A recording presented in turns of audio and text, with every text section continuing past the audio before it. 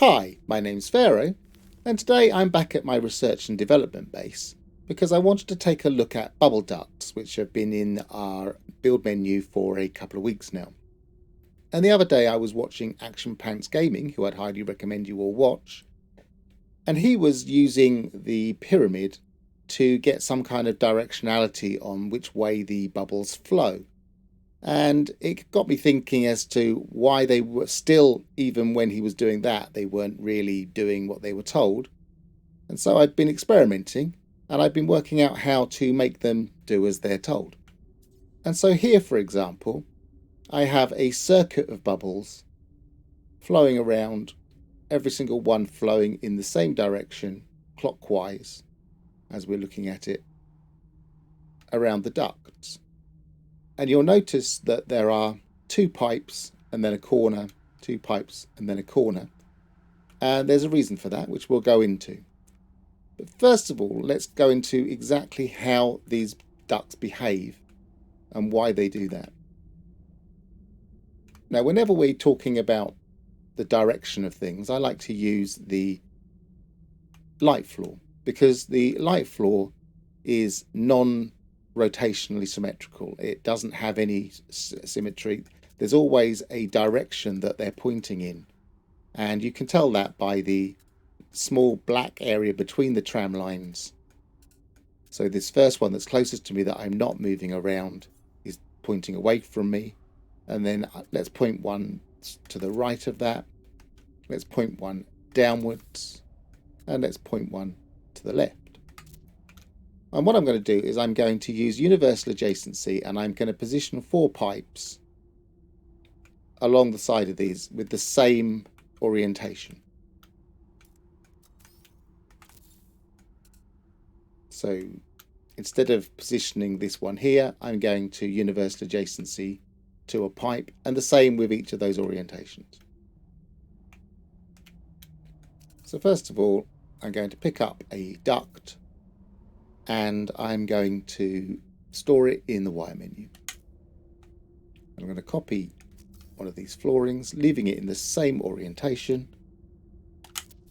I'm going to glitch to a pipe. If I keep well away from it with my thing, which always confuses the issue, you'll see that it flows upwards.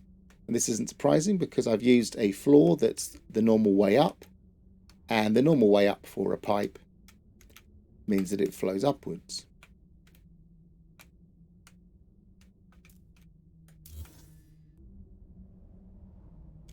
So let's do the same again with this second one.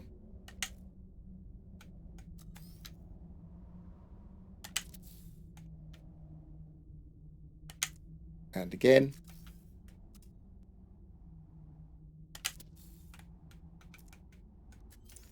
And again.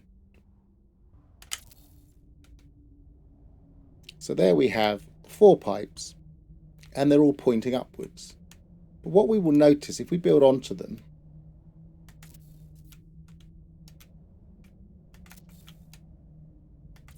you may just notice that the rotational direction is changing. So this one, it's side onto us, and this one, it's straight onto us. And of course, because these are 4 different directions, then they're actually going to be pointing in 4 different directions. If we were to build a pipe on the side here,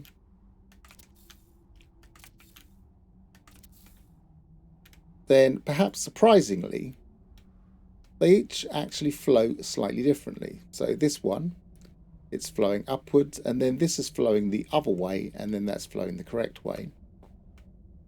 And then this one is flowing correct, and then the wrong way. This one correctly upwards, and then the wrong way, and then the wrong way. And this one is finally just right, the correct way, and the correct way. So the secret to having the pipe flow around the corner correctly is to use a light floor with the black mark between the tram lines pointing on the outside of the curve. So around this curve.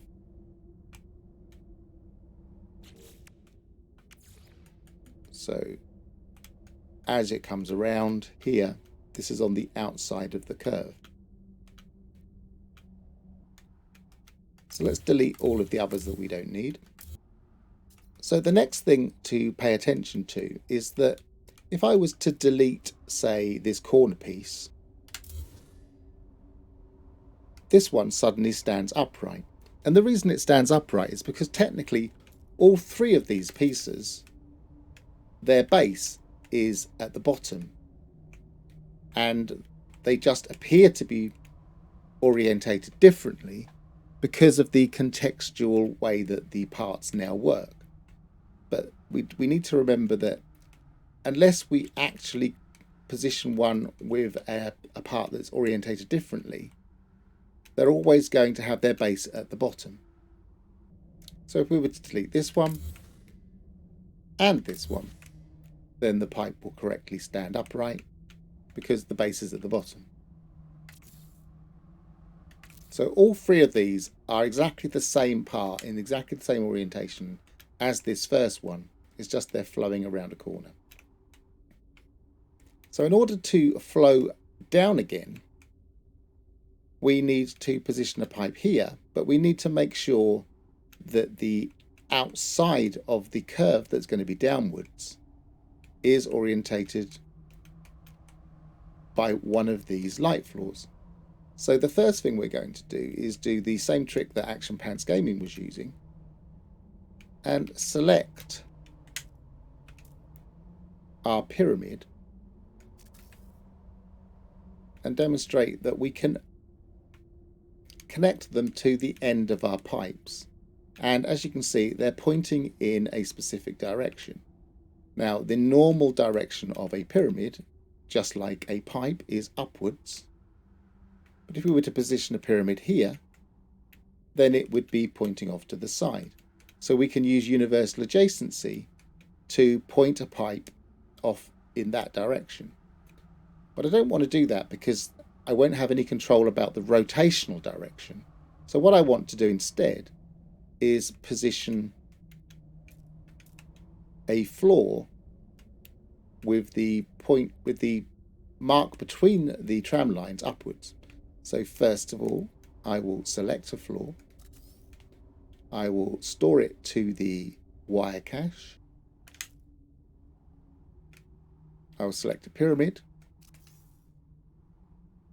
point it off in the direction we're going, and then glitch back to our flooring, and then position one next to it.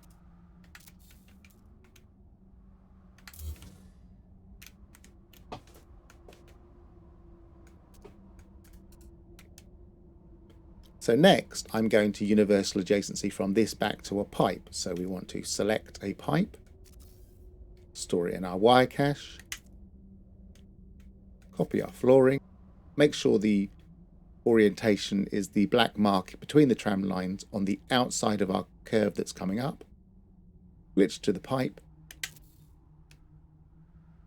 position another pipe,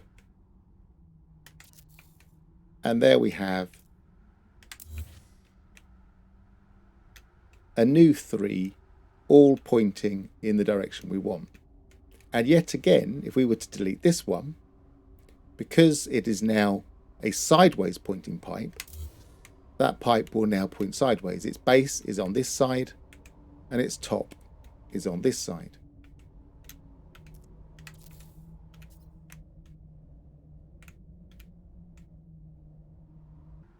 So for the third angle, we again need to take a floor and store it into our wire menu.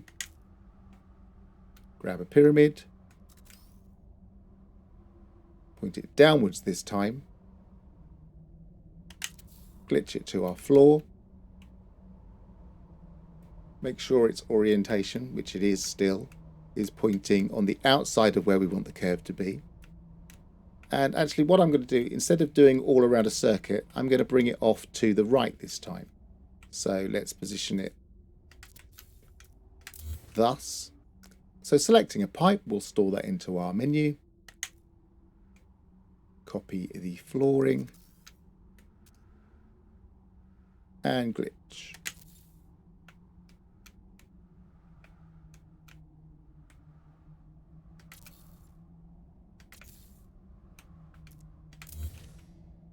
And there we have the water flowing perfectly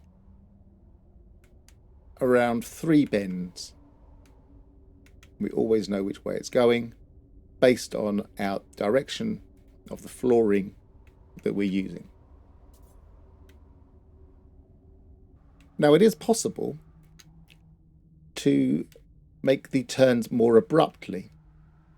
At the moment, every single curve has 2 pipes between it to make sure that we have a duct that is pointing in the right direction to produce our correctly positioned curve and our correctly positioned off in the new direction duct. But here I have managed to get it to go around the corners with just a single pipe. But actually that's not quite true. What I've done is I've doubled up the ducts. So let's see what's happening here.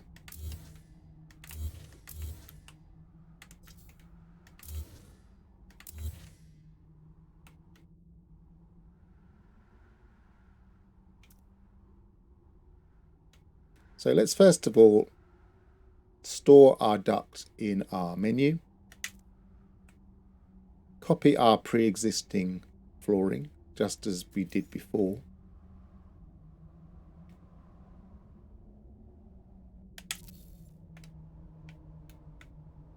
and you'll notice that it doesn't join up. And the reason it's not joining up is because, unlike with this one where we're using 2 parts, and so this part can be differently rotated to this part, when they're differently rotated as they've come round a bend, they don't line up. But no matter, we will connect this one to this one. But again, it's rotationally different. We've already set this one up. But luckily, we can position a duct, doubling them up, which are the correct orientations for the existing pipes that we have. And the water will still flow in the correct direction because we've doubled these ducts here. So instead of having 2 in a row, we actually have them both in the same position. So this is how we can more quickly turn around without having to have 2 ducts between each curve. So there we have it. A means to make sure that the ducts are flowing in the correct direction, both in nice gradual 2 length curves and in quicker single length curves. It would get much more complicated if we started to try and add in extra positions.